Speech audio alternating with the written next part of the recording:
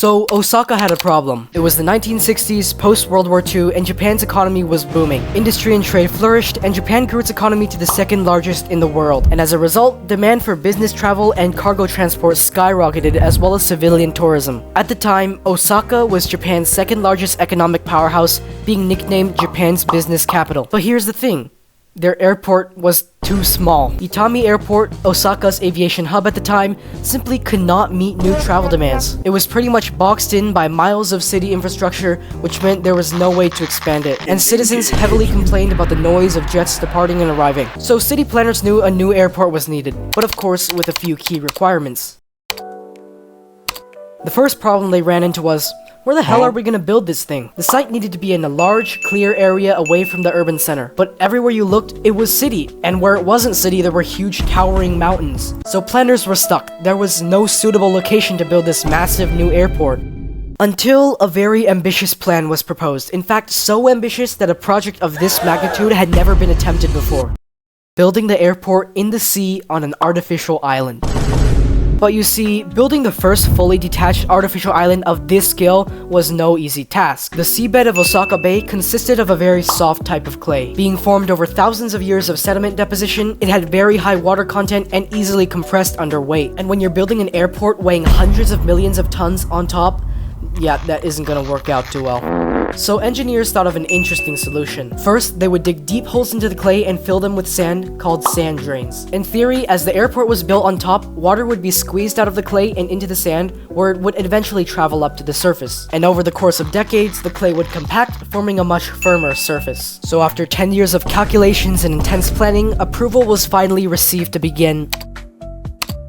And so, in 1987, a whole 20 years after initial proposal, construction on Kansai Airport finally began. Said sand drains were installed, and an outline of tetrapods and rocks was built. Then, more than 20 million cubic meters of sand and rock were poured inside, filling the island up. This fill stretched to 30 meters deep, and an entire mountain had to be dug up for materials. A 3-kilometer-long bridge was also constructed to connect the island to the mainland. Following that, the first runway and taxiways were built, and the passenger terminal began construction as well, which would be the longest airport terminal in the world at the time. However, this pavement and terminal was not your average airport infrastructure. Engineers had to overcome many roadblocks along the way, all due to one irritating problem. You see, the sand drains were not 100% effective, which was anticipated. After all, it was impossible to build a mega airport on soft clay without it slowly sinking over time, even with sand drains. Engineers predicted the airport would sink about 6 meters within the first 50 years of its existence, so they had to innovate. The runways and taxiways were built with extra thickness of the asphalt, which meant they could be resurfaced and re-leveled as the airport continued to sink. The terminal was also built on more than 900 metal columns with hydraulic jacks at the bottom. So as sinking occurred, certain areas of the terminal could simply be jacked up to be level again. And utility lines, such as water and power, also had flexible joints so they could bend as different parts of the airport settled. Honestly, it was and still is an engineering masterpiece. And so, in 1994, Kansai Airport was finally open to the public.